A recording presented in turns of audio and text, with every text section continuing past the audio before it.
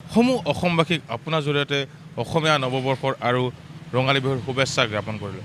আজি পহিলা বহাগ আৰু পহিলা বহাগৰ দিনা দেখা গৈছে যে ৰাজ্যৰ মন্দিৰ সত্ৰ নামঘৰসমূহত এতিয়া সকলোৰে ভিৰ হৈছে, জ্যেষ্ঠজনৰ আশীষ লৈছে আৰু ৰঙালী বিহু বুলি ক'লে সকলোৰে গাত এতিয়া 7খন 8খন।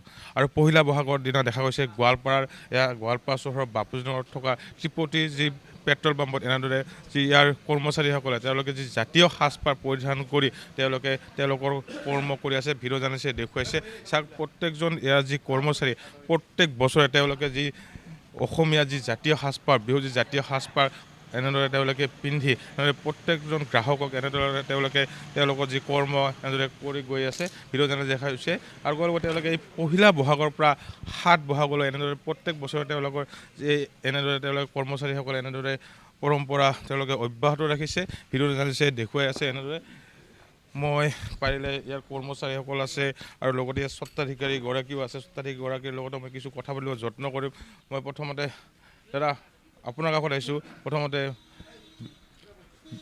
বিহুৰ শুভেচ্ছা জ্ঞাপন কৰিছোঁ। প্ৰত্যেক বছৰে আপোনালোকে এই পৰম্পৰা ধৰি ৰাখিছে কিন্তু। আচ্ছা, নমস্কাৰ। ত্ৰিপুটি অইল ছাৰ্ভিচৰ হৈ আমি সমূহ কৰ্মচাৰীক এটা নমস্কাৰ জনাইছোঁ। লগতে ইয়াত উপস্থিত হোৱা নিউজ চেনেলসকলকো নমস্কাৰ জনাইছোঁ।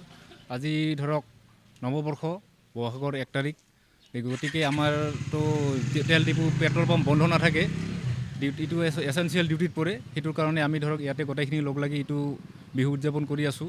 আৰু লগতে যি অসমীয়া সাজপাৰ বিহুৱান এই পৰিধান কৰি আমি তেল ডিপুত কৰি আছোঁ।